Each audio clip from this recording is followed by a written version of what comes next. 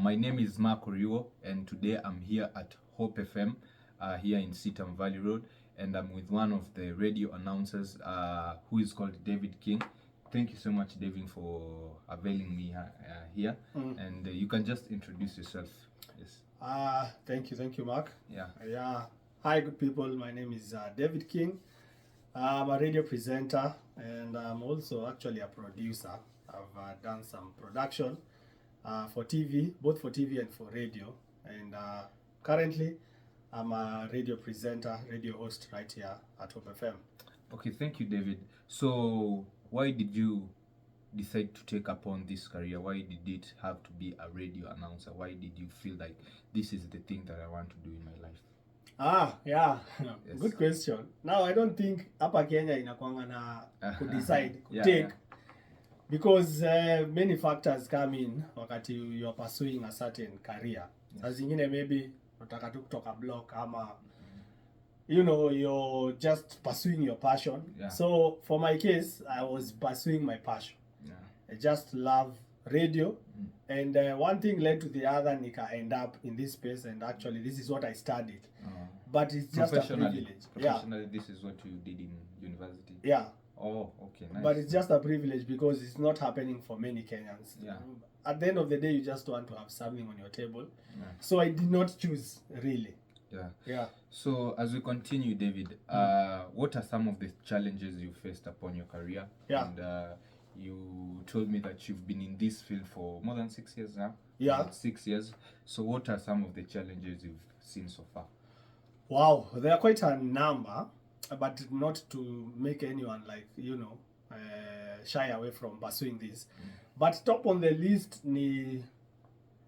let me say, because you're speaking to a very large audience, that is people from different demographics, you really have to understand the dynamics of speaking to these people. Ndio kila mtu feel accommodated. Another challenge that I encounter sometimes ni what we call a creator's block. Unaamka tu asubuhi na una inspiration,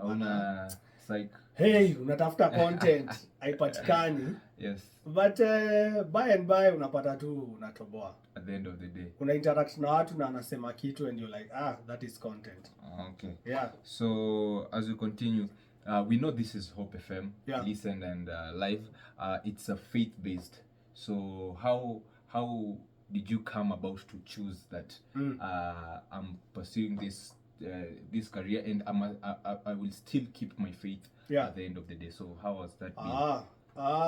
First of all, I'm a believer. Yeah. I'm born again. Amen. So am I. Amen. Amen. Yeah. So I ended up here. Yes.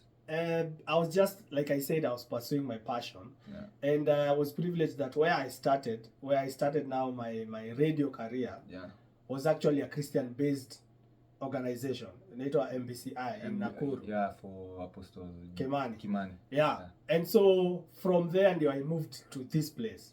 So again, I think it's just by the grace of God, because ningejipata pia kwa another station that is not faith-based. Bado I believe God angenisaidia kudeliver, but it just happened. It so happened that nilijipata hapa. So tukiendelea,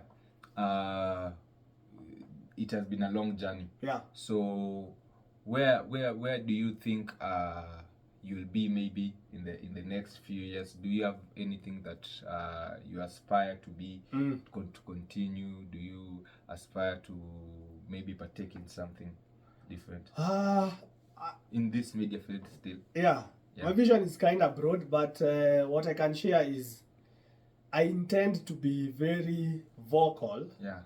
Like hata kama naweza exit the radio space, but the digital space, okay. I think that it will remain relevant for a bit, the digital space. So my goal eventually is to be very loud on the media, in the digital space rather, on matters to do with life and coupled with faith. Okay. Yeah. Now speaking of digital faith, do you think now that kumekuwa na podcast, do you think that podcast imekam na imefanya radio rating ku depreciate, has it affected radio in any way? Would you prefer podcast or radio podcast as a radio? Let me say that it is possible for broadcast to marry podcast. Yeah. So there's never really a need to separate them.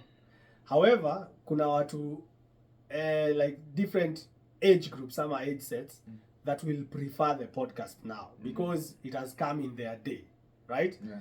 But kuna mtu, they'll never relate with the podcast. They will only feel comfortable akiwatch TV ama akifollow a radio program. Yeah. So radio cannot really lose relevance that quickly because kuna watu hawawezi catch up na the change, hawakimbizani nayo, wako comfortable with what already they know. Okay. Yeah.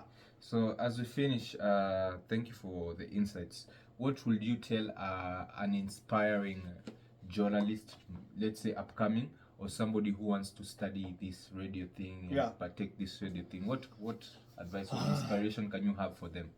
Okay, mtu anataka kustudy, first of all, it's a great field. Gonna a lot of interesting things that happen because people look to us to get, an idea of what is happening in the world. I'd encourage anyone who desires to step in, bado hajaingia, ensure that you're very passionate about this because about money, it's not just about money. No, never think about the money first. Yeah. Think about, am I really into this? All right? And then number 2, for one who's already in it, get a lot of information.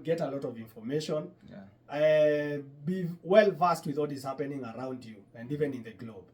And number 3, listen to other journalists, other news anchors, other podcasters. Listen a lot.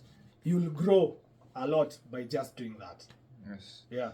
Yes, thank you very much.